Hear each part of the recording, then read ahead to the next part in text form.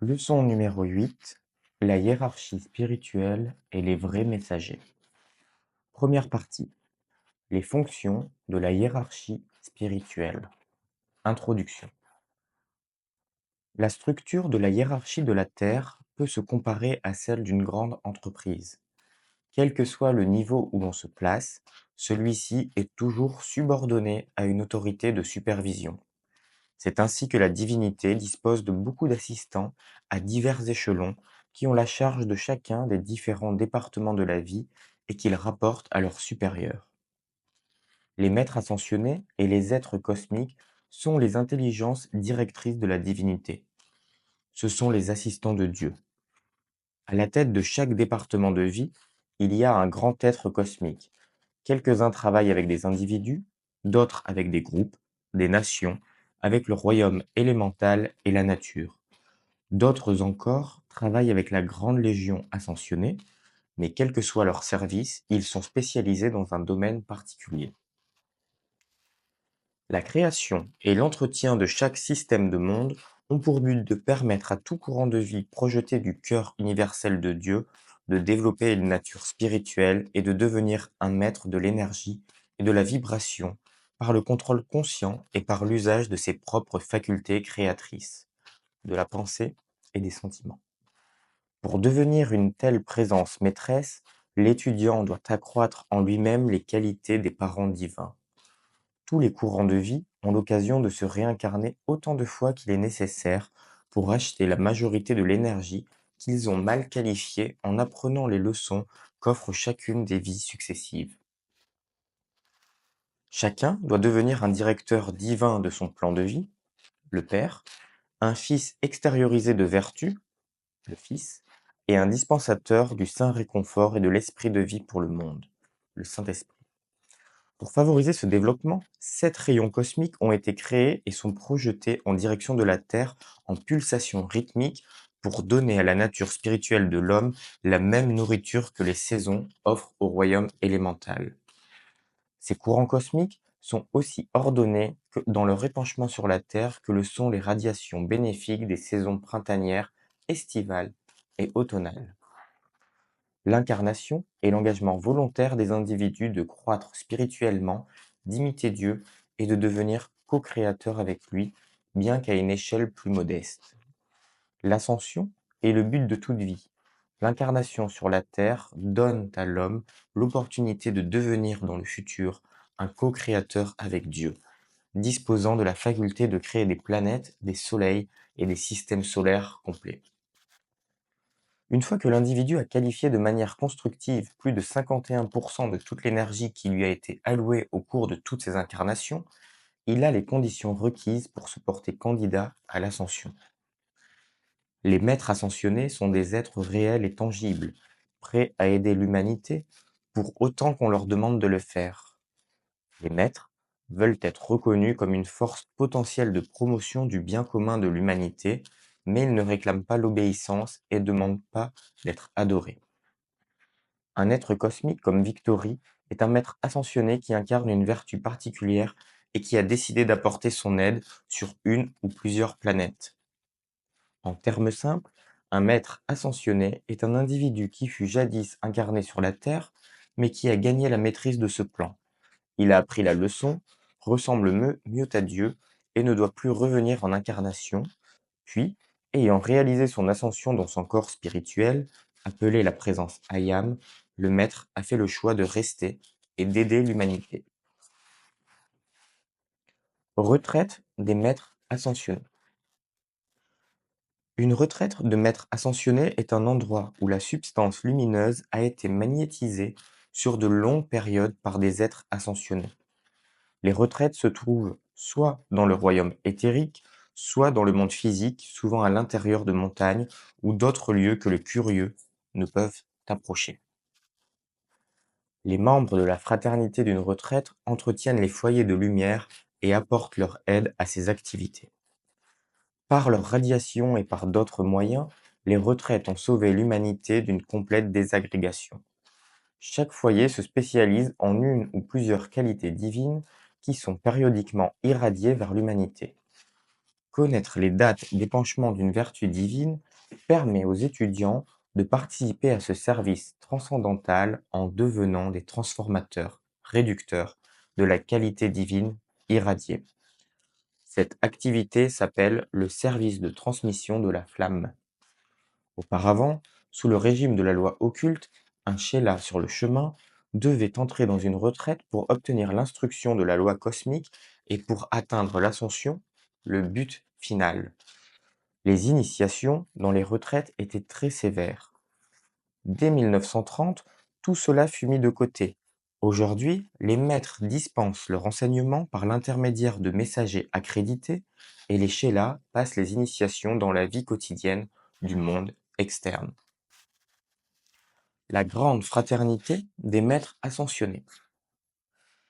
Après l'arrivée de Sanat Kumara en provenance de Vénus, il fallut trouver des moyens par lesquels les habitants de la Terre seraient éveillés à leurs propres responsabilités, en créant une aura de lumière autour de la Terre, suffisante pour répondre aux exigences de la loi cosmique et pour permettre à Sanat Kumara de retourner sur sa planète d'origine. Sanat Kumara se prépara à cet événement en fondant la Grande Fraternité des Maîtres Ascensionnés. Celle-ci comprend des êtres ascensionnés qui, tous, sont spécialisés dans un domaine particulier du service spirituel. Les membres de la fraternité ne vivent que pour servir Dieu. Ils ont renoncé à servir dans les sphères de beauté et de perfection. Ils sont restés prisonniers de l'amour pour aider l'humanité dans sa lutte pour la liberté. Le but de cet ordre spirituel est d'enseigner la loi cosmique à des étudiants intéressés, par lesquels ces derniers peuvent atteindre la maîtrise et finalement l'ascension s'ils font preuve de suffisamment d'application. Dans le cadre de ce service, la Grande Fraternité s'efforce de former des maîtres enseignants pour développer la race humaine et pour montrer à chaque individu le chemin de retour au Père céleste. Néanmoins, plusieurs facteurs limitent l'activité de la Grande Fraternité des maîtres. 1. L'aide à l'humanité doit être justifiée et consciemment invitée. 2. L'aide est sujette aux lois cosmiques applicables à la planète. Ces lois doivent être respectées. Toute dérogation doit être approuvée par le Conseil karmique. Il doit y avoir une très bonne raison pour l'obtenir. 3.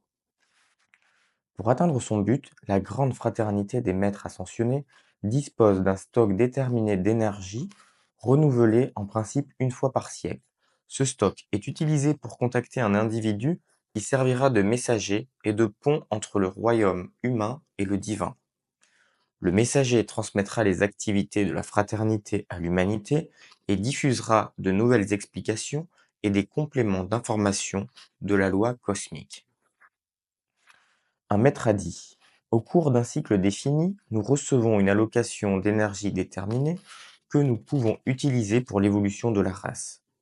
Si nous avions eu la possibilité de diriger et d'étendre nos énergies à travers l'atmosphère de la Terre dans des proportions illimitées et sans la coopération et l'assistance de l'humanité bénéficiaire, nous aurions rapidement transféré l'octave des maîtres ascensionnés sur et au travers de la Terre, et notre tâche serait terminée depuis longtemps.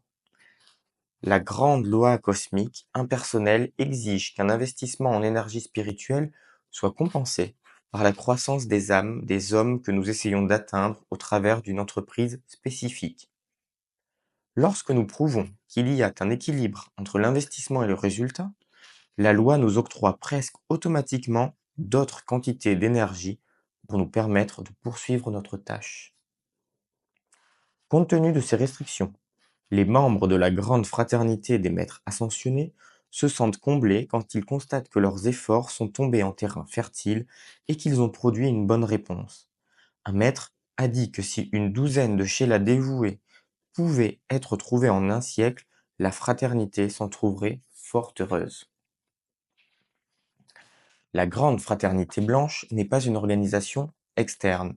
Ce n'est qu'en vivant et en exprimant la perfection des royaumes célestes sur le plan physique, par l'autocorrection des faiblesses humaines, par la complète adoration du jeu divin antérieur et en rendant une certaine somme de services impersonnels, qu'un individu peut se rapprocher de la fraternité et entrer en association avec elle. La Grande Légion ascensionnée dirige l'attention du Sheila. mais il revient à celui-ci de faire les bons choix. Aucun individu n'a jamais fait l'ascension sans l'aide d'un maître ascensionné. Dieu. Dieu, le grand I Am, je suis, est le créateur, le propriétaire et le dispensateur de toute vie dans l'univers. Ses pouvoirs, ses capacités et sa conscience dépassent l'entendement humain. Il y a des êtres qui gouvernent plusieurs galaxies. Une galaxie se compose du Soleil central et de plusieurs systèmes planétaires. Chaque système planétaire se compose d'un Soleil et de plusieurs planètes.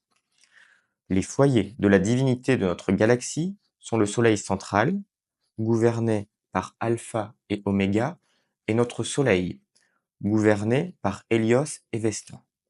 Les êtres Alpha et Oméga représentent l'autorité suprême de notre galaxie. Ils administrent la loi cosmique applicable à cette galaxie et ils dirigent les activités du Soleil central. Ils ont fourni les étincelles spirituelles à Hélios et Vesta qui représentent l'autorité du système planétaire dont fait partie la Terre. À leur tour, Hélios et Vesta ont fourni le corps électronique de la présence Ayam de chaque individu incarné. Il est dans la nature de Dieu d'offrir à ses enfants l'opportunité de devenir des co-créateurs avec lui. Le veilleur cosmique silencieux. Le veilleur cosmique silencieux est le premier être à entrer en action après que le Soleil décide de créer un système planétaire. Le dieu père-mère du système projette dans la conscience, dans l'esprit et le corps du veilleur silencieux le schéma entier de chaque planète du système. Cela comprend la topographie, rivières, montagnes, lacs, océans, arbres et grandes plaines. Chaque planète étant conçue selon les besoins de l'évolution qui doit l'habiter. De ce veilleur cosmique silencieux partent 7 veilleurs silencieux inférieurs qui, à leur tour, incarnent chacun le dessein d'une seule planète du système. Le veilleur silencieux est en quelque sorte l'architecte qui détient les plans. La manifestation finale et victorieuse d'une planète dépend de sa capacité de conserver ses schémas et plans jusqu'à ce que l'édifice soit terminé. L'humanité n'a aucune idée de la fidélité, de la consécration et du sacrifice exigé d'un être pour conserver le schéma et plan divin pendant des millions d'années, au-delà du temps prévu à l'origine pour la perfection de la Terre. Le veilleur cosmique silencieux conserve ce schéma pour chaque courant de vie destiné à manifester la perfection divine et maintient une attention inébranlable sur le dessein divin que tous doivent extérioriser un jour. Le veilleur planétaire silencieux. Le veilleur planétaire silencieux conserve le concept immaculé pour une planète et pour toutes les vies individuelles qui y résident, et cela jusqu'à ce que le plan divin soit accompli. À la fin de chaque année, le veilleur planétaire silencieux communique au Seigneur du monde la forme pensée de l'année à venir pour le développement de la planète. Le schéma des retraites ouvertes pour l'année est déterminé en accord avec cette forme pensée. Le conseil karmique. Le conseil karmique a les responsabilités suivantes. 1. Il administre les lois de la galaxie applicables à la planète Terre. Les, les décisions du conseil karmique sont définitives. Il se réunit 2 fois par an pour considérer les pétitions de la fraternité et des êtres non ascensionnés. Les pétitions qui sont soutenues par la plus grande quantité d'énergie ont la chance d'être approuvées.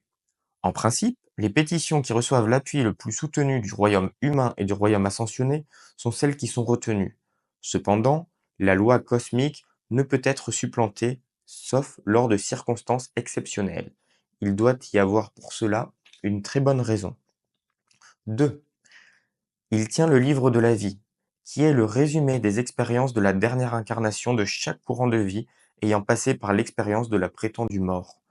Ce livre montre à l'individu comment il a utilisé l'énergie de sa dernière incarnation de manière positive ou non. 3. Il examine la candidature de chaque individu qui veut revenir en incarnation, accorde ou non l'opportunité d'une nouvelle incarnation à un certain endroit à une date déterminée. Kuan Yin a dit: Aucun Aucun courant de vie ne reçoit jamais dans une incarnation plus de karma à racheter que son niveau de développement lui permet d'expier totalement dans le cadre de cet espace de vie.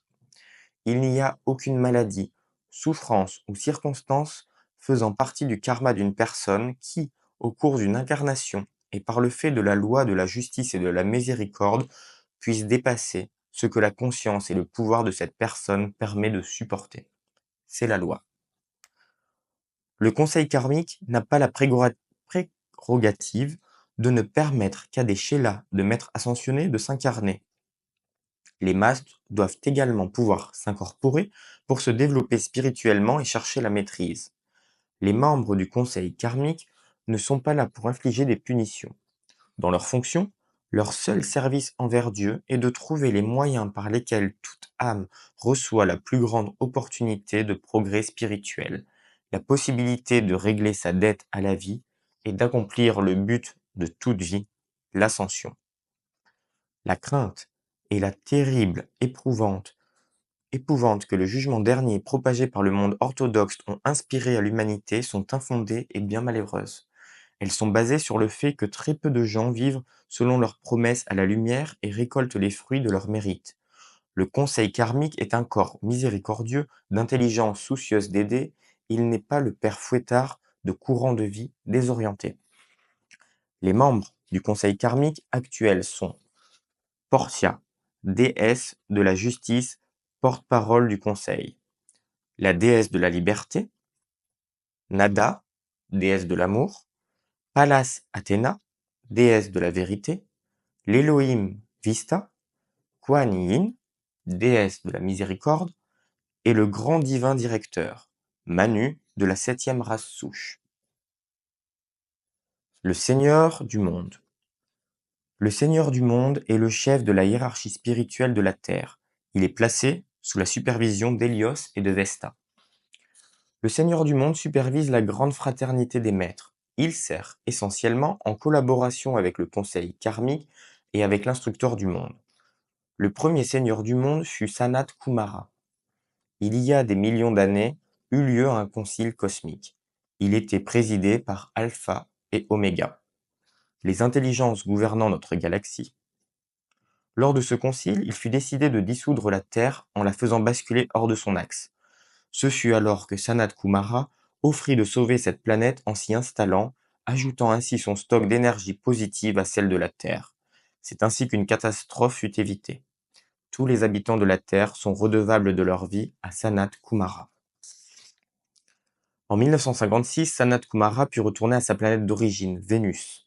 Cette action fut accomplie en grande partie par environ 150 étudiants du Pont vers la Liberté qui, par le service de transmission de la flamme, élevèrent le quota de lumière de la Terre exigé par la loi cosmique et rendirent possible ce retour.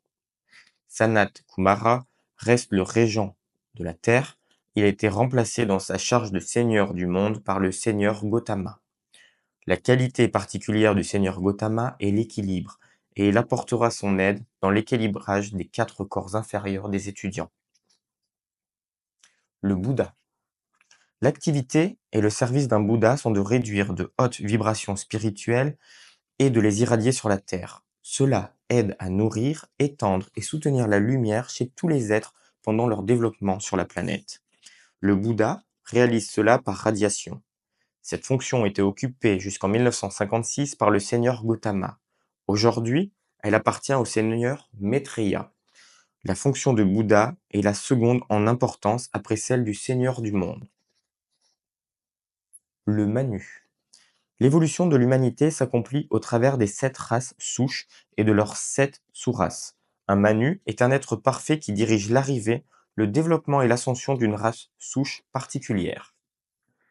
Les 3 premières races souches firent l'ascension avec leur Manu. Le Manu de la 4e race souche est le seigneur Himalaya. Il est responsable du développement et de l'ascension de la 4e race souche. Beaucoup de membres de cette race souche n'ont pas accompli leur ascension. Ils comprennent les races orientales. Le Manu de la 5e race souche est le seigneur Vevasvata et les autres Manus sont le seigneur Meru et le grand divin directeur. Le Manu Chohan. Shohan veut dire grand seigneur. Il supervise les 7 Shohan. Il a la charge du royaume élémental et représente donc l'autorité sur les manifestations de la nature.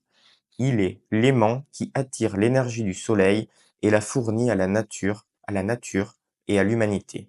Il est celui qui donne le premier souffle à chaque nouveau-né et qui prend le dernier souffle de chaque individu qui trépasse. Il aide au développement des sentiments divins dans l'humanité et apporte le réconfort à la vie. Son symbole est la colombe blanche. En qualité de représentant du Saint-Esprit, le Mahashohan incarne et vivifie toutes les qualités de la divinité. L'instructeur du monde. Le premier service de l'instructeur du monde est de favoriser le développement spirituel de la race humaine. Il sert sous la direction du Seigneur du monde et conçoit le type d'enseignement spirituel le plus approprié à répandre pendant une période particulière et dans un endroit déterminé. L'élaboration du plan d'enseignement se fait avec la collaboration du Shohan du cycle de 2000 ans considéré. Jusqu'en 1956, cette fonction relevait du Seigneur Maitreya. Aujourd'hui, elle est tenue conjointement par les bien-aimés Jésus et Kutumi. Les Shohan. Un Shohan est un maître ascensionné qui a la charge de l'un des 7 rayons. Chaque rayon irradie vers la terre une qualité divine particulière. Par exemple, l'amour de Dieu pendant 2000 ans. Le Shohan représente le nouveau rayon. Le Shohan représentant le nouveau rayon devient l'autorité cosmique pour l'évolution de la planète et pour toute vie qui y réside pendant cette période de 2000 ans. Sous la supervision du maître ascensionné Jésus, le 6e rayon a terminé son épanchement en avril 1954. Le 7e rayon a commencé son activité le 1er mai 1954 sous la supervision du bien-aimé Saint-Germain. Nom des Shohan et de leur retraite. Rayon numéro 1. Shohan El Moria. Retraite. Temple de la Bonne Volonté, Darjeeling, Inde. Rayon numéro 2. Lanto. Retraite du Téton, Wyoming, USA. Rayon numéro 3. Paul le Vénitien. Retraite de la Liberté, Marseille, France. Rayon numéro 4. Sérapis B. Temple à Luxor, Égypte. Rayon numéro 5. Shohan Hilarion. Retraite, Temple de la Vérité, Crète, Grèce. Rayon numéro 6. Shohan Nada. Retraite, Mont Méreux, Amérique du Sud. Rayon numéro 7. Shohan Saint-Germain. Retraite de Transylvanie, Roumanie. Les légions angéliques. Après que la Terre eut été créée, les légions angéliques reçurent la mission de garder et de nourrir la nature spirituelle de l'humanité, d'irradier les 7 qualités divines dans la conscience évoluante des humains. Cette activité aide à développer la maîtrise consciente. Les légions angéliques sont sous la direction des 7 grands archanges. Chaque archange incarne, conserve et irradie l'une des 7 qualités divines ou rayons, ainsi que le font tous les anges. Pour atteindre l'ascension, le Shéla doit maîtriser les qualités divines des 7 rayons. Les 7 archanges furent les premiers Shohan des 7 rayons de pouvoir créatif. Ils incarnent les sentiments du dieu Père-Mère, comme les Elohim incarnent les qualités mentales. Dans les années 50, pour la première fois depuis des siècles, les 7 archanges vinrent à l'invitation de Saint-Germain prononcer des discours à l'intention des étudiants du pont vers la liberté. Voici le nom des archanges et des archaïs, leur complément divin. Rayon numéro 1. Archange Michel. Archaï foi. Rayon numéro 2. Archange Jophiel. Archaï Constance. Rayon numéro 3. Archange Chamuel. Archaï charité. Rayon numéro 4. Archange Gabriel. Archaï espérance. Rayon numéro 5. Archange Raphaël. Archaï Marie. Rayon numéro 6. Archange Uriel. Archaï donna grâce. Rayon numéro 7. Archange Zadkiel. Archaï améthyste. Les activités spécifiques de chacun des archanges seront présentées dans les leçons sur les 7 rayons. 10e leçon est suivante. Les Elohim. Les 7 Elohim sont de grands constructeurs de la forme. Ils représentent les activités mentales du Créateur. Se référant constamment au dessin de chaque planète, tel qu'il est conservé dans l'esprit du veilleur silencieux, les Elohim créent des planètes en utilisant la substance élémentale. À l'origine, les Elohim furent des élémentaux. Ils peuvent devenir des veilleurs silencieux planétaires. Les grands dévas de la nature sont aussi des constructeurs de la forme, mais ils ont une responsabilité moindre. Ils assistent les Elohim en créant les montagnes, les rivières et autres détails d'une planète. Les noms des Elohim et de leurs compléments divins sont: rayon numéro 1, aspect masculin, Hercule, aspect féminin, Amazone. Rayon numéro 2, aspect masculin, Cassiopée, aspect féminin, Minerve. Rayon numéro 3, aspect masculin, Orion, aspect féminin, Angélique. Rayon numéro 4, aspect masculin, Claire, aspect féminin, Astrée. Rayon numéro 5, aspect masculin, Vista, aspect féminin, Cristal. Rayon numéro 6, aspect masculin, Tranquillité, aspect féminin, Pacifique. Rayon numéro 7, aspect masculin, Arcturus, aspect féminin, Diane. Le royaume élémental. Virgo, déesse de la terre, et Peller, son rayon jumeau, gouvernent les activités de l'élément terre. Avec la collaboration des Sheela, ils s'efforcent d'élever les vibrations de la terre. Les gnomes travaillent sous leur direction. Peller dirige les activités au centre de la Terre. Il y a là une pression de lumière douce et un climat parfait. Il n'y a pas d'obscurité au centre de la Terre. Neptune et Lunaire sont les directeurs de l'élément eau. Ils gouvernent les marées. Les élémentaux de l'élément eau s'appellent les ondines. Bélier et Taureau sont les directeurs de l'élément air.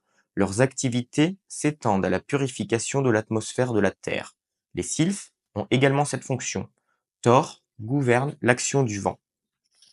Hélios, le dieu du soleil, le prince Oromasis et Diana, la déesse du feu, dirigent les éléments de l'élément feu.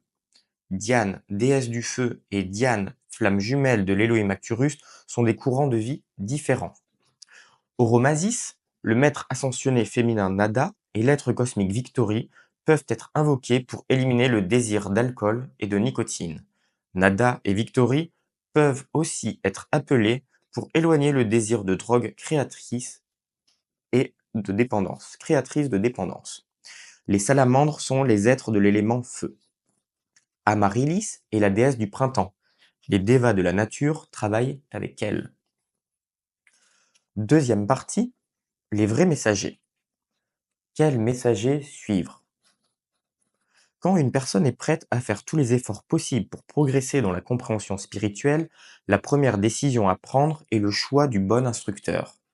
Comme le problème du canal est tellement mal compris par la plupart des étudiants, et comme l'ignorance de la loi cosmique applicable à ce sujet présente pour la grande fraternité des maîtres l'un des obstacles les plus importants dans son effort d'apporter le nouvel âge d'or à notre planète, ce sujet est traité ici en détail.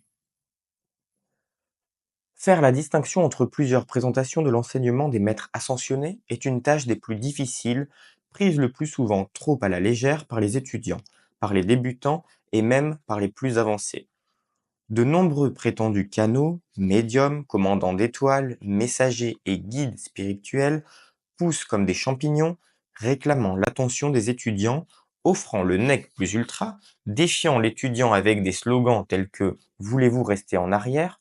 Il y a maintenant plus de 10 000 individus qui prétendent être des canaux de maîtres ascensionnés. Une ville américaine peut à elle seule se vanter la présence d'héberger la présence de 700 canaux. À ce jour, avril 1997, pas moins de 47 personnes ont pris contact avec AMTF pour offrir leurs services en qualité de canal. Nous avons rencontré la plupart d'entre eux. Tout candidat à recevoir la vérité doit apprendre à la distinguer entre ce qui est offert par les livres, les canaux, médiums, les voix d'individus désincarnés et les voix de nos 7 corps, qui tous disposent d'intelligence. Le maître ascensionné Kutumi appelle cela le problème le plus difficile sur le chemin spirituel. Un maître a commenté ce problème de sélection de l'instructeur approprié en disant qu'il en réalisait la difficulté et que la solution exigeait une somme importante de recherche et d'efforts, mais qu'après tout, c'est l'une des raisons pour lesquelles on vient au monde, pour apprendre le discernement. Deux types de canaux. Les canaux peuvent être classés en deux grandes catégories, ceux qui communiquent des messages authentiques de la grande fraternité des maîtres ascensionnés et ceux qui n'en sont pas capables. Pour qu'un canal puisse recevoir des dictées directement de la grande fraternité des maîtres, il faut une dispensation spéciale du conseil karmique. Ces dictées contiennent alors la vérité absolue. Dans ce cas, il s'agit d'un messager autorisé, accrédité par la grande fraternité des maîtres. Un canal ne recevant pas de message du royaume des maîtres ascensionnés canalise des vérités partielles dont le degré de véracité dépend du développement spirituel du canal et de l'auteur du message. Conséquences de la chute de l'homme.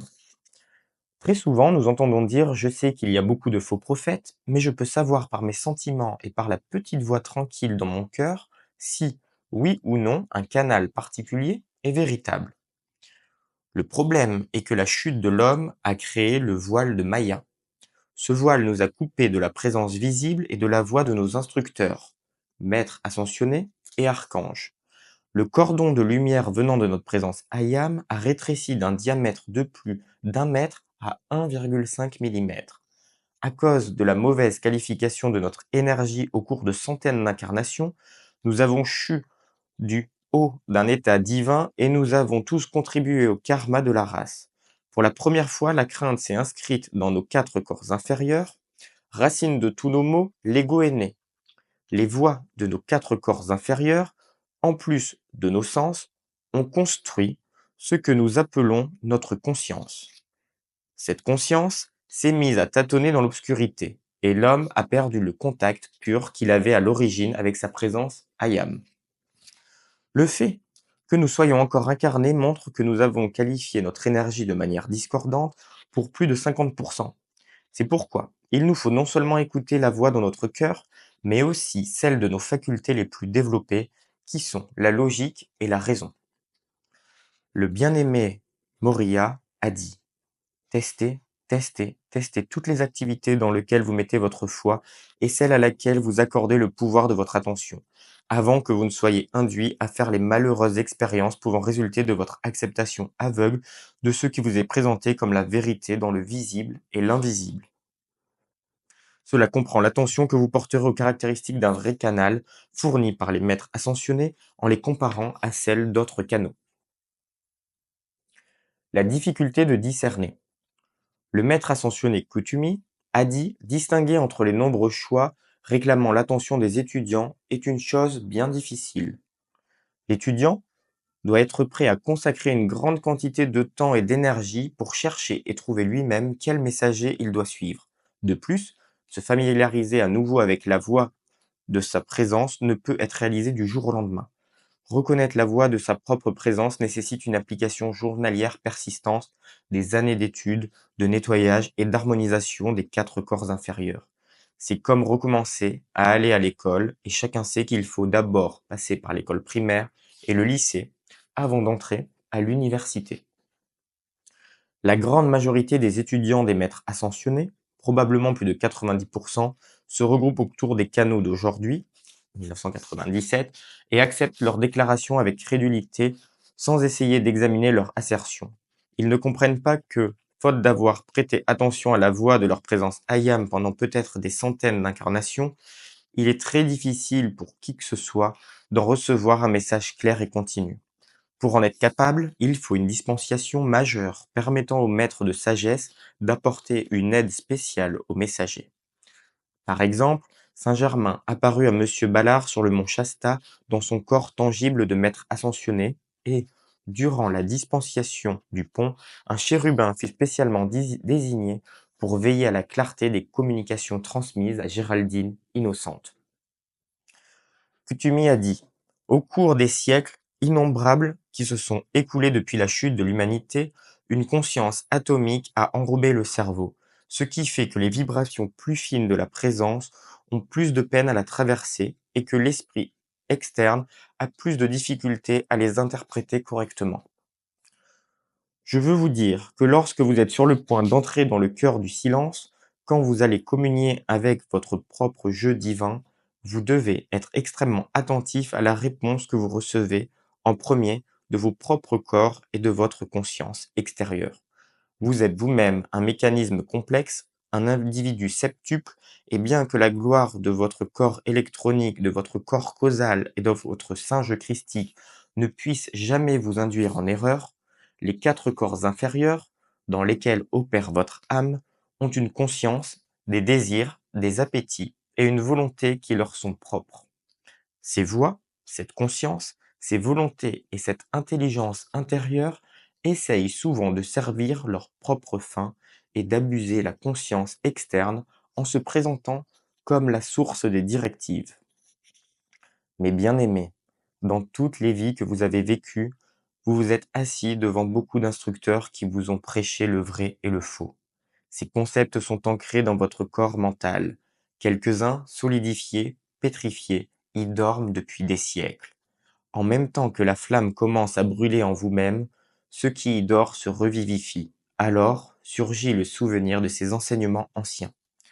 Vous devez être capable de les reconnaître pour ce qu'ils sont, pas nécessairement la voix de la vérité, mais des échos du passé. El Moira a dit: dénaturer la vérité n'est pas la volonté de Dieu. Accepter avec crédulité des affirmations sans en discerner leur véracité ou leur fausseté n'est pas la volonté de Dieu. À propos du discernement, le bien-aimé Hilarion s'est exprimé ainsi: au temps de Jésus, j'étais incarné sous le nom de Saoul de Tarse et fut connu plus tard sous le nom de Paul. J'étais éduqué dans tous les domaines de la science biblique. J'étais capable de réciter par cœur les Écritures et je faisais partie d'une secte orgueilleuse et arrogante. Grands doivent être le discernement et l'appréciation nécessaires pour reconnaître un moment cosmique, dans ce cas le Messie, à l'instant même où il s'exprime. Le Dalai Lama a déclaré dans une interview: les gens sont affamés d'enseignements spirituels, mais il y a beaucoup d'individus non qualifiés, des charlatans aux motivations financières et de pouvoir, dont le manque de spiritualité est évident. D'abord, je dis toujours aux chercheurs de religion de ne pas trop se précipiter. Examinez bien l'instructeur. Vous pouvez avoir l'enseignement sans faire de la personne votre gourou. Apprenez autant que possible et assurez-vous que la personne est authentique et fiable. Il dit encore: certaines personnes, pas vraiment connues au Népal ou en Inde, sont venues en Occident et sont devenues d'un seul coup de grands instructeurs.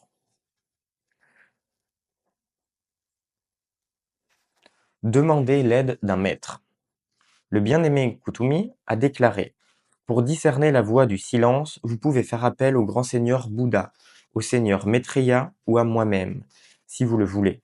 Sachez toujours que tout ce qui est construit la personnalité, tout ce qui semble accroître l'ego humain, n'est pas la petite voix tranquille de la présence. Ce ne sont que les élucubrations de votre propre corps éthérique, les désirs du monde de vos sentiments, les concepts revivifiés de votre mental, les préceptes d'ancienne vie, ou la voix de votre conscience corporelle qui veut satisfaire ses appétits. C'est en faisant nos propres expériences et en écoutant notre cœur que nous pourrons mériter notre ascension quelque part dans le futur. Le problème est que nous ne disposons pas de beaucoup de temps. Selon les maîtres, nous sommes littéralement assis sur un baril de poudre. Si nous voulons connaître les conditions de vie à Rome, n'en ferions-nous pas la demande à un Romain? De même, si nous voulons connaître la voie la plus rapide pour atteindre l'ascension, ne devons-nous pas nous adresser à un maître ascensionné, lui qui a traversé de nombreuses épreuves pour obtenir cette victoire? Et ne devons-nous pas nous efforcer de trouver un canal qui transmet les enseignements des maîtres ascensionnés dans leur forme la plus pure? Dans le bulletin du 18 mars 1956, El Morya nous met en garde contre les dangers de contacter les désincarnés par l'intermédiaire des médiums. Amis bien-aimés, les habitants du royaume psychique ne sont pas plus avancés en connaissances spirituelles qu'ils ne l'étaient quand ils parcouraient les chemins de la Terre. Canaux d'une vérité partielle. N'étant pas ascensionné, un canal ne peut rapporter que sa propre vision limitée. Seul un maître ascensionné peut interférer les annales éthériques et en faire un compte-rendu authentique. Même un maître ascensionné ne peut fournir aux étudiants de nouvelles informations sans recevoir une dispensation spéciale. Ces dispensations sont octroyées en moyenne une fois tous les 100 ans. Des stocks d'énergie cosmique sont alors libérés et les maîtres puisent dans ces stocks pour les dispensations. Jésus mit en garde contre les faux prophètes. Saint Germain fit de même.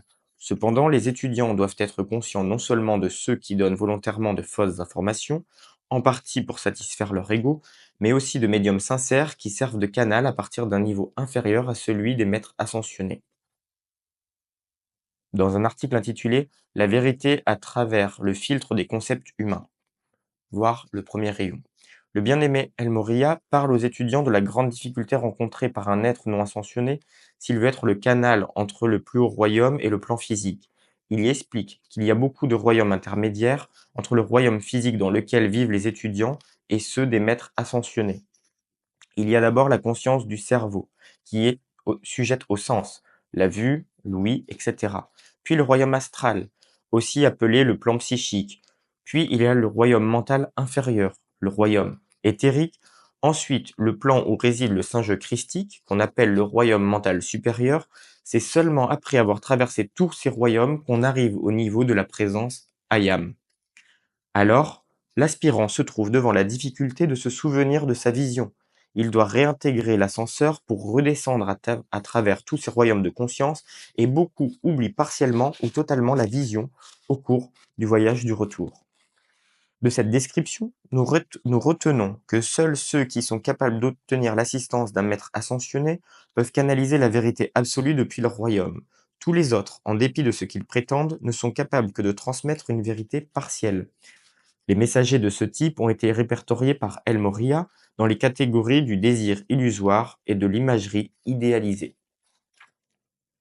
Ici, au siège de la MTF, nous nous souvenons toujours de la voix de notre bien-aimé frère Bill, William Cassière, messager agréé par Saint-Germain et membre d'AMTF.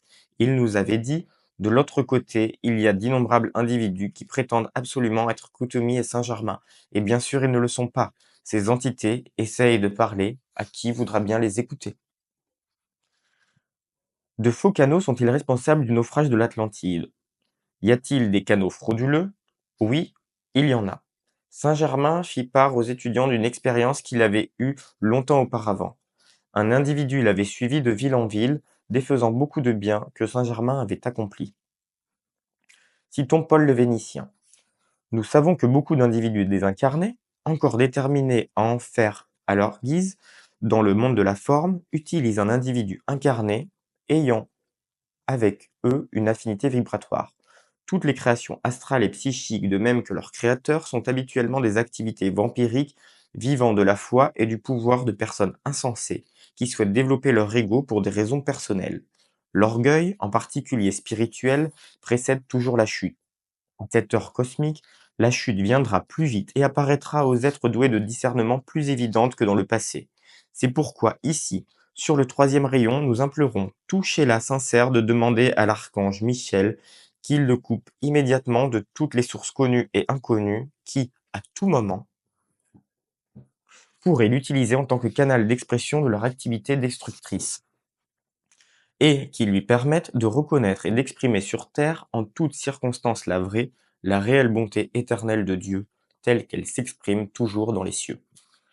Beaucoup de gens bien intentionnés sont pris inconsciemment dans le royaume astral ou bien souffrent de nombreux sortilèges jetés sur eux par d'autres qui sont bien au fait de l'usage du magnétisme psychique. En Atlantide, de tels individus, faisant partie de ce qu'on a appelé la prêtrise noire, furent capables de subjuguer des milliers de gens, utilisant ainsi leur énergie divine pour soutenir les forces, même qui causèrent par la suite l'engloutissement de ce continent. L'archange Zadkiel a dit: mes bien-aimés, votre vie a un but, accomplir votre plan divin ici sur terre. Au cours des âges, quelques-uns d'entre vous ont trempé dans la magie noire et se sont réjouis momentanément de ces résultats. Cependant, quand vous vous êtes présenté à nouveau au niveau intérieur devant le conseil karmique, vous en avez réalisé les conséquences, non seulement pour vous-même et pour la croissance de votre âme, mais aussi pour la planète. Vous avez vu l'effluve créé par vos incantations et avez renoncé à leur usage. Que le Dieu Tout-Puissant soit remercié. C'est sur vous, qui avez renoncé aux incantations de bas niveau, que nous comptons pour le rétablissement de la terre. Le Mahashohan dit: ceux qui ont reçu la connaissance spirituelle et qui ne l'utilisent pas pour le bénéfice impersonnel de la race devront en rendre compte et seront tenus pour responsables devant la loi cosmique d'avoir négligé l'usage des dons de vérité, d'illumination et de compréhension qu'ils ont reçus. Et Lanto, il faut que le Sheila se souvienne que les paroles de Jésus sont aussi valables aujourd'hui qu'elles l'étaient quand elles furent prononcées. Beaucoup viendront en mon nom, mais je ne serai pas avec eux. Ceux qui, consciemment, usent et abusent du pouvoir de la foi pour promouvoir leurs propres fins destructives devront rendre compte devant le conseil karmique au terme de cette incarnation. D'autres, qui ont bénéficié d'une instruction spirituelle et qui, malgré cela, ont choisi d'utiliser leurs énergies pour soutenir ces individus malheureux, sont aussi responsables devant la loi cosmique et entravent grandement leur propre progrès. Les faux canaux d'aujourd'hui. Il est triste de voir que certains disciples de l'enseignement des maîtres ascensionnés, qui prétendent perpétuer cet enseignement, veulent imprimer sur lui leur sceau personnel au lieu de lui conserver sa pureté originelle. En plagiant les premières publications du Pont vers la liberté et en adoptant leur style de dictée et leur terminologie, il est relativement simple de donner l'impression qu'on est un canal.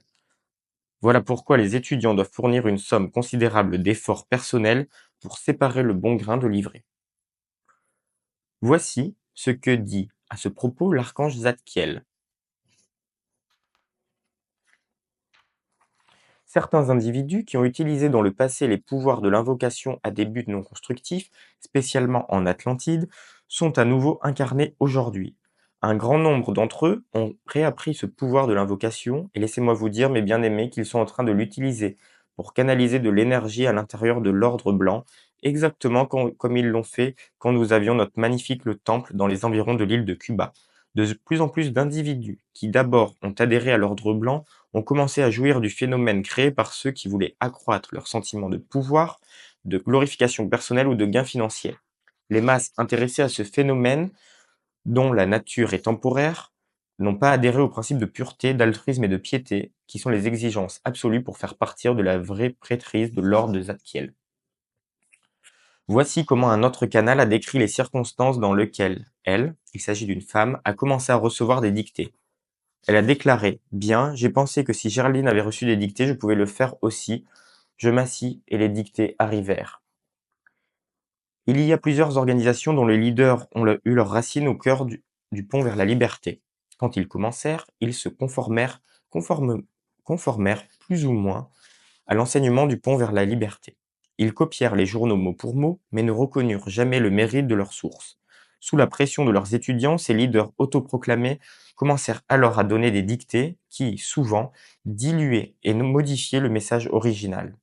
Le bien-aimé Lanto doit s'être référé à cela quand il a dit: pour percevoir la vérité, vous devez jouir de la paix mentale par la compréhension.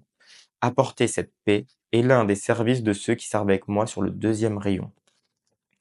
La première chose qu'un Sheila doit apprendre est de distinguer entre différentes présentations ou prétendues telles de la vérité afin de déterminer laquelle constitue son expression la plus complète. Bien sûr, le Sheila doit conserver comme l'une de ses références les paroles de notre bien-aimé maître ascensionné, Jésus. Ceux qui viennent en mon nom ne me représentent pas tous nécessairement. L'étudiant doit particulièrement être attentif avant d'accepter des déclarations émises par des activités dissidentes qui, en général, n'ont pas leur origine dans des différences importantes de doctrine, dont elles ne parlent pas, mais dans l'ambition personnelle de leurs soi-disant leaders, lesquels, dans la plupart des cas, s'approprient l'instruction du corps parental et leur présentent comme nouvelle et meilleure sans apporter la moindre preuve de leur prétention.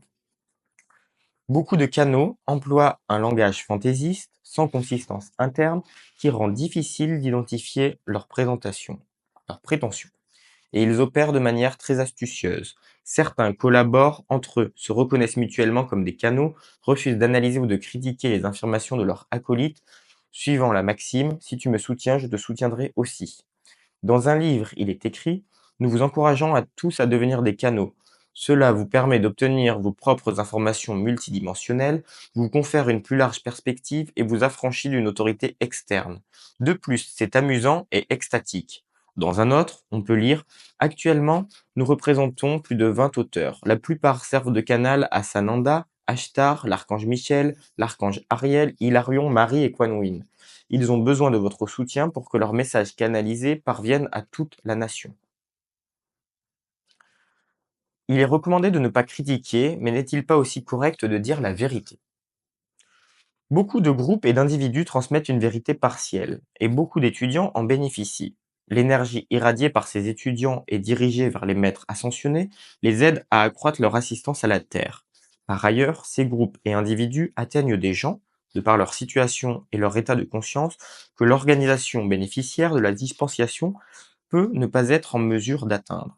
Voilà pourquoi personne ne peut prétendre à une exclusivité de la vérité cosmique, mais il devrait être reconnu que des canaux différents ont des niveaux différents de conscience et de développement spirituel, et qu'ils ne sont pas tous capables de traverser les différents strates qui conduisent au royaume des maîtres ascensionnés.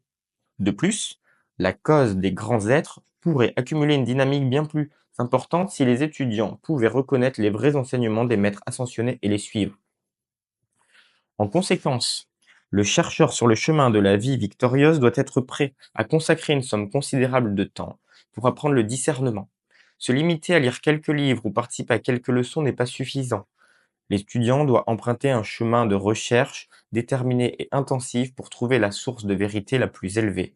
Il doit utiliser ses facultés les plus développées, parmi lesquelles la logique et le bon sens, en même temps qu'il doit s'appliquer à écouter la voix de son jeu supérieur.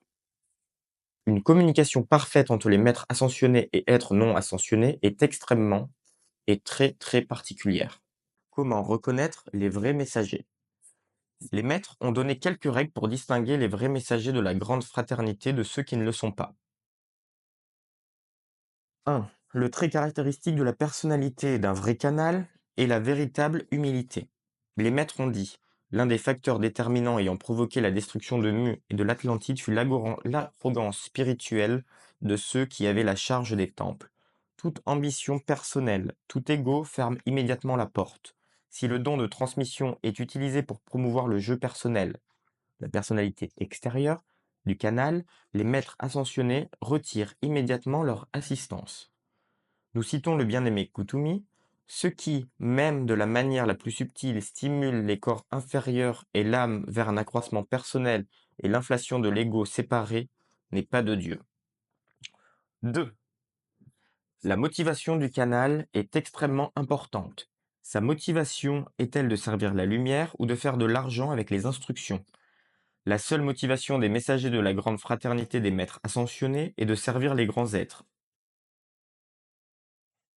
William Cassière a dit: Je n'ai pas de but intéressé, je ne cherche aucune récompense financière, je me réjouis de l'opportunité qui m'est donnée de représenter les grands êtres qui me guident. Un Sheila qui avait travaillé avec Géraldine dit d'elle: elle n'avait absolument aucune ambition personnelle. Le vrai messager ne demande aucune rémunération financière pour les dictées qu'il reçoit. Vous avez reçu gratuitement, vous donnerez gratuitement. Bien sûr, s'il y a des dépenses telles que la location d'une salle ou des frais de voyage, une compensation raisonnable peut être demandée. Toutes les dictées imprimées sont et demeurent la propriété de la grande fraternité des maîtres. Elles doivent être vendues au public à un prix raisonnable. La facturation de montants importants pour des enseignements publics, des publications et conférences est une indication déterminante que l'organisation n'est pas lignée sur la grande fraternité des maîtres ascensionnés. 3. Le messager n'étant pas encore ascensionné, il n'y a absolument aucune raison qu'il s'arroge quelque titre que ce soit, tel que gourou de Ma, vicaire du Christ ou maître. 4. Les messagers autorisés de la fraternité bénéficient d'une dispensation spéciale accordée par le conseil karmique. Ces dispensations sont extrêmement difficiles à obtenir. Un grand stock d'énergie est à disposition de la fraternité, en moyenne une fois par siècle, et les grands êtres utilisent ce stock pour obtenir une dispensation majeure, comme celle délivrée à l'activité Ayam et au pont vers la liberté. Les maîtres ont comparé le fait d'atteindre des individus évoluant dans le royaume non ascensionné à l'action de creuser un tunnel dans du granit. Cela demande des efforts considérables. Pour obtenir une dispensation spéciale, il faut apporter l'assurance que l'énergie et l'instruction additionnelle délivrées seront compensées par l'énergie des Shellas. Le maître, qui promeut La compétition doit engager sa propre énergie pour assurer qu'il y aura une contrepartie à l'énergie dépensée à raison de la dispensation. Si les étudiants ne devaient pas retourner l'équivalent demandé, alors le maître devrait le faire lui-même. Ainsi, le maître ascensionné est responsable de tout ce que fait le messager de l'information reçue, et il dépend du retour d'énergie en provenance du royaume non ascensionné. Vous voyez donc que la loi cosmique de conservation de l'énergie exerce une profonde influence sur la matière avec laquelle la grande fraternité des maîtres conduit ses opérations. En termes simples, elle agit dans les limites budgétaires. Si vous êtes limité par un budget, vous dépensez votre argent d'abord pour vos besoins fondamentaux. Voilà pourquoi les maîtres n'investissent leur énergie dans une nouvelle dispensation qu'en de très rares occasions. Le messager doit disposer d'un haut niveau de développement spirituel et d'entraînement par un maître. Il doit être préparé à effectuer un service impersonnel en faveur de l'humanité plutôt qu'à un individu ou à un groupe. Pour entretenir un état élevé de grâce attentive ou pour être réceptif aux hautes vibrations, le messager doit renoncer à manger de la viande. 6. Il n'y a jamais aucune contrainte. Les grands êtres ne menacent jamais. Ils agissent en tant que conseillers ou consultants. Il revient à l'étudiant d'accepter ou de rejeter quelque dictée que ce soit selon ce que lui impose son cœur. En fait, les maîtres exhortent les étudiants à tester plusieurs fois le témoignage d'un canal et de n'accepter aucune déclaration sur la seule base de la foi. Ils disent qu'accepter avec crédulité des déclarations sans les soumettre au discernement intelligent quant à leur vérité ou leur fausseté n'est pas la volonté de Dieu. Kutumi dit ceci: beaucoup de faux médiateurs sont venus, mais vous pouvez toujours les tester de cette manière si leurs enseignements dirigent vers le jeu externe, vers la présence ayam individuelle. Ces médiateurs viennent de Dieu. Un véritable messager ne met pas l'étudiant sous sa dépendance, mais il explique la loi et conduit l'étudiant vers sa propre présence ayam pour qu'elle lui réponde. 7. Il n'y a jamais d'ingérence dans les affaires privées, telles que avec qui se marier ou ne pas se marier. 8. 8. Un vrai messager demandera à chacun de renvoyer l'énergie des maîtres sous forme de décrets, de visualisation et de chants. On demande aux étudiants de mettre de l'ordre dans leur propre maison, de corriger leurs mauvaises habitudes, de développer leurs 4 corps inférieurs et de faire du corps physique le temple du Dieu vivant. Les connaissances contenues dans les dictées doivent être rendues disponibles pour toute l'humanité. Elles ne peuvent être refusées à qui que ce soit. Elles doivent être traduites dans toutes les langues majeures. 9. Les vrais messagers reconnaissent toujours le mérite d'autrui. Par exemple, Géraldine Innocente reconnut celui des maîtres ascensionnés David Lloyd et Guy Ballard en tant que promoteurs du service de la flamme de transmission du Pont vers la Liberté. Chaque fois que des articles furent publiés dans le Pont vers la Liberté, le nom de l'auteur fut mentionné. Il n'y eut jamais de supercherie. Après l'ascension de Géraldine Innocente, quelques-unes de ses dictées furent copiées mot à mot par plusieurs organisations sans que leur source fût mentionnée, comme si le message original provenait d'elle-même. Un certain groupe le copia littéralement en se référant à des enseignements antérieurs, mais ne mentionna jamais la source. 10. Toutes les vraies dictées ont essentiellement pour but d'instruire les étudiants sur 2 points déterminants, à savoir: 1. Comment atteindre l'ascension dans cette incarnation? 2. Comment assister la Terre dans l'initiation cosmique nécessaire pour la rapprocher du Soleil? Voilà une référence précieuse pour comparer les dictées de différents canaux. 11. Un véritable messager a toujours le contrôle complet de ses facultés. Il peut interrompre l'écoute à n'importe quel moment. Il n'est pas sujet aux tremblements physiques ou à la possession qui ont lieu quand le canal est sous le contrôle d'une entité. Ces phénomènes n'apparurent jamais ni chez M. Ballard, ni chez Géraldine Innocente. Voici comment une importante citation de l'archange Zadkiel. Certains phénomènes accompagnent naturellement le développement spirituel au fur et à mesure que vous vous élevez en conscience. Il s'agit de phénomènes dits de maîtres ascensionnés. Par exemple, la lumière que vous voyez, le magnifique feu violet, parfois le visage d'un grand être ascensionné. Tout cela est le résultat de la constante application de l'étudiant et le moyen de convaincre une conscience qui n'est pas simplement la recherche de quelque chose de nouveau par curiosité. D'un autre côté, il y a des individus qui produisent de prétendus phénomènes et qui ont bien besoin des prières des étudiants de l'ordre blanc sur la Terre. Car, en créant ces phénomènes, ils rongent littéralement le prana vital de leurs propres corps éthériques lequel pourrait être utilisé plus tard dans un but bien plus grand que celui de produire des manifestations des ectoplasmes flottants lors de séances dans le monde physique. Pourquoi ces canaux attirent-ils par milliers les étudiants d'aujourd'hui? À cause de la fascination qu'éprouvent la plupart des étudiants pour les phénomènes extérieurs et par manque de volonté de recherche de la vérité. 13. Sachant qu'il encourt une responsabilité karmique pour toute souffrance qu'il pourrait infliger en raison de ses transmissions, le véritable messager, sauf circonstance tout à fait exceptionnelle, ne prédit aucune date de cataclysme. La dernière fois qu'une telle prédiction fut faite remonte à 12 000 ans, juste avant l'effondrement de Poséidon. 14. Depuis 1930, les dictées en provenance du royaume des maîtres ascensionnés sont claires et concises, leur contenu est substantiel. Il comprend des faits solides et détaillés. Celles qui proviennent d'autres royaumes se limitent souvent à des généralités. Elles n'offrent que peu d'informations concrètes, parlent beaucoup d'amour sans mentionner les autres vertus divines, et les étudiants sont excessivement loués pour le seul fait d'écouter. Dans la plupart des cas, les étudiants ne sont pas informés que la maîtrise de soi est la seule qui existe. 15. Jésus a dit: Vous les connaîtrez par leurs fruits. Quand le conseil karmique accorde une dispensation, les vannes s'ouvrent littéralement. Il y a beaucoup de prétendus miracles et d'accomplissements. Jetons un bref regard sur les accomplissements des dispensations des années 1930 et 1950. Au cours des années 30, il y eut au moins 20 000 guérisons. La connaissance de la présence Hayam et de la flamme violette fut présentée au public pour la première fois. William Cassière, communément appelé Frère Bill, fut l'un des 7 messagers accrédités par Saint-Germain pour travailler avec M. Ballard. Frère Bill nous raconta qu'il avait donné parfois jusqu'à 5 leçons en une semaine. Il ne se passait pratiquement pas une leçon sans que se produisît un miracle majeur, par exemple une guérison. Le livre La loi de la précipitation contient des descriptions de ces prétendus miracles. Dans ses mémoires, qui sont notre possession, ils en mentionnent beaucoup plus. Les pires actions des magiciens noirs ont été annihilées ou rendues inopérantes, et il y eut une dispensation à l'effet d'accepter qu'au moment de l'ascension, le corps physique puisse être laissé derrière soi. Cela permet d'obtenir l'ascension beaucoup plus facilement. Durant les années 50, grâce au service de la transmission de la flamme, Sanat Kumara put retourner sur sa planète d'origine, Vénus. Pour la première fois, les archanges dictèrent des messages pour les étudiants. Des temples de la flamme violette furent établis dans le royaume astral inférieur. Une dispensation fut accordée qui permit à tous les Shélas, entièrement voués au service des maîtres, de faire leur ascension au terme de leur incarnation. Cette dispensation miséricordieuse s'appliquait et s'applique généralement aux membres de leur famille en remontant à 3 générations.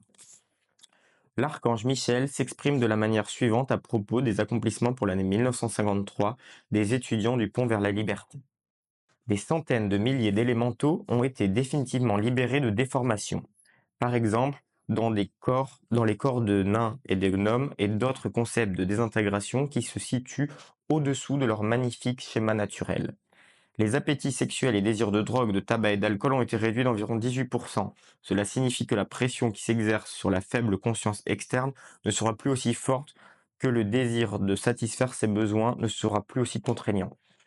Les forces qui désintègrent la vie de famille, ces entités qui exercent une terrible pression cherchant à en défaire l'unité, ont été dépouillées de la moitié de leur pouvoir. Une plus grande harmonie et une plus grande unité se feront jour dans la vie de famille. Des centaines de milliers d'anges qui n'avaient jamais été dans l'atmosphère inférieure de la Terre sont aujourd'hui stationnés en permanence dans ce royaume. Des visiteurs de nombreuses galaxies ont offert leur lumière au bien-aimé Samat Kumara et à la hiérarchie pour la durée de cette poussée cosmique. Tout cela, et plus encore, est accompli en 12 mois à peine, soit plus que ce qui fut réalisé dans les 500 000 ans précédents. Selon les maîtres, les informations transmises dans les années 1930 et 1950, si elles sont appliquées dans notre vie quotidienne, représentent un multiple de ce qui est nécessaire pour faire l'ascension. Si cela est, pourquoi serait-il nécessaire de regarder ailleurs? Pourquoi aurions-nous besoin de canaux qui ne peuvent que rapporter ce que leur permet leur vision limitée et ne convoient qu'une vérité partielle? Et pour le dire crûment, pourquoi voyager en deuxième ou troisième classe alors qu'on peut le faire en première? Les maîtres ont dit qu'on ne peut choisir et piquer de ci, de là, de ce coffre, les enseignements différents. Cela reviendrait à accepter le côté pile d'une pièce de monnaie en refusant le côté face.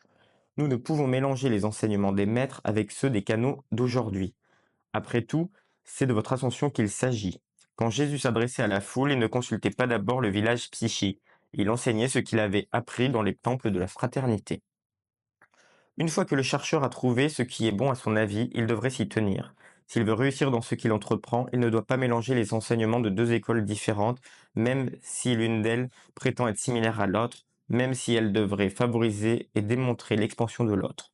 Les maîtres ascensionnés ont dit que personne ne peut atteindre sa destination en voyageant dans deux directions différentes en même temps ou en utilisant des guides qui opèrent sur des bases différentes. Adhérer à la vérité signifie changer, changer d'attitude et de comportement, même changer d'amis et de mode de vie. La plupart des étudiants résistent au changement. Les maîtres disent que la déesse de la vérité n'est pas très populaire parmi les humains. Cependant, la déesse de l'amour et la déesse de la miséricorde sont, elles, très populaires. Le Mahashohan ajoute: la vérité est l'un des meilleurs amis de l'homme, car pourriez-vous vous libérer si vous ne connaissiez pas la vérité? Hilarion a dit: les vertus, leurs activités et les maîtres qui les représentent se seraient retirés depuis longtemps de l'atmosphère de la Terre si ce n'eût été parfois pour le mérite d'un seul courant de vie qui, une vie entière, par contemplation et application, avait conservé sur Terre un ancrage de leur présence. De cette manière, ces individus maintiennent un fil ténu entre une étoile noire et ce royaume éternel où résident les êtres ascensionnés. Dans les années 1950, le chef de l'actuelle caravane spirituelle, le bien-aimé El Morya, a expliqué le travail des maîtres de façon suivante.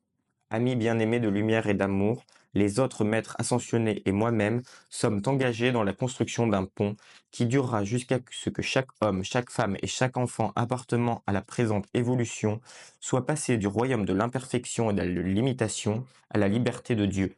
Nous construisons au-dessous et au-dedans de ce pont un fondement constitué par des courants de vie forts et vaillants triés sur le volet, qui pourront supporter le poids et la virulence des énergies des masses quand elles commenceront à passer de l'ombre à la clarté du soleil, de l'obscurité à la lumière, de la limitation à la liberté, de la maladie à la santé et à la perfection. Nous sommes les ingénieurs qui s'efforcent de faire ressortir la solidité des divers courants de vie que nous avons appelés à la tâche présente. Ceux qui ont décidé de rester avec nous auront le grand privilège et l'honneur de devenir le socle vivant de lumière vive. Enseignement comparé. Les dictées du pont vers la liberté canalisées par Géraldine Innocente sont de loin les plus détaillées et complètes qui aient été transmises sur deux points essentiels de l'enseignement des maîtres ascensionnés: l'ascension individuelle et l'ascension de la planète. Les maîtres ont dit que l'effort entrepris au travers du pont vers la liberté était le dernier pour sauver l'humanité et que les dictées avaient été écrites pour des générations encore à naître. À ce propos, le Mahashohan a dit, le 20 mai 1956, il est possible que vous ayez trop reçu de la loi pour que vos esprits externes puissent le digérer en une seule fois.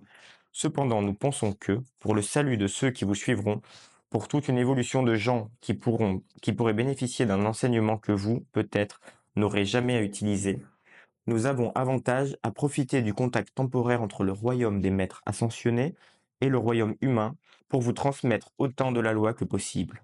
Nous écrivons une Bible complète qui vivra et sera lue par des millions de gens bien longtemps après que vous serez arrivés à la maison. Voici encore le commentaire de l'archange Uriel le 16 mai 1954. La Genèse et toute la loi biblique subséquente sont en train d'être réécrites. Elle l'est maintenant, non pas par des êtres non ascensionnés, mais par des êtres libres en Dieu. C'est une Bible constituée par les énergies des archanges, des êtres cosmiques et des maîtres ascensionnés, qui restera valable pour toutes les civilisations qui émergeront encore sur la planète Terre. Ainsi, voyez-vous, il n'est pas nécessaire de courir de canal en canal pour découvrir les dernières vérités. L'enseignement des maîtres ascensionnés contient toute la vérité dont nous pourrons avoir besoin. Décret. Pour éliminer l'orgueil, à l'instigation de la bien-aimée Diane. Bien-aimée présence de Dieu Ayam, puissante et victorieuse, nous invoquons le bien-aimé maître ascensionnier Diane et lui demandons de prendre possession, de conserver le contrôle total et d'assurer le commandement des pensées et sentiments de tous ceux qui appartiennent aux diverses évolutions de cette planète et d'éliminer maintenant et pour toujours tout orgueil, toute arrogance, toute obstination et tout manque de collaboration affectueuse et volontaire au plan divin pour notre Terre tel qu'il a été conçu par ses parents divins, les bien-aimés Hélios et Vesta.